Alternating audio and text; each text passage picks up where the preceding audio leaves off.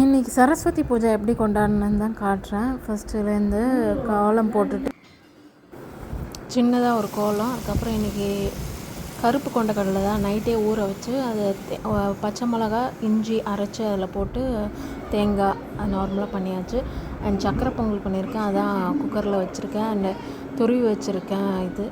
And வடைக்கு ஊற வச்சுருக்கேன். அண்ட் அதுக்குள்ளே சரஸ்வதி வீடை பெருக்கி தொடச்சிட்டு சரஸ்வதி பொம்மையை கீழே எடுத்து வச்சு அது ரெடி பண்ணிடலான்ட்டு ஒரு ரவிக்க துணி போட்டு என்னோடய செயின் பூ வச்சுருக்கேன்.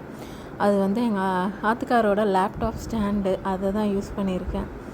ஸோ இது சூப்பராக சரஸ்வதி ரெடி பண்ணியாச்சு. இப்படி தான் ரெடி பண்ணியிருக்கேன். அண்டு இதில் வந்து நம்மளோட இன்ஸ்ட்ருமெண்ட்ஸ் எதாவது யூஸ் பண்ணுறதா இருந்தால் அது வைக்கலாம்.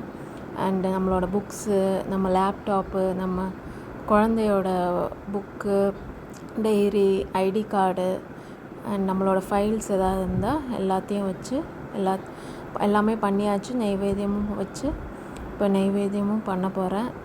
இப்படி தான் நான் ரெடி பண்ண எல்லாத்தையும் விளக்கு ஏற்றியாச்சு. ஸோ ஆர்த்தி காட்டிட்டு சரஸ்வதி அம்மனுக்கு வந்து எல்லாத்தையும் படைச்சாச்சு.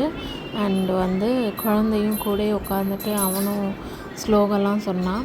அண்ட் அவன் தான் பெல் அடித்தது.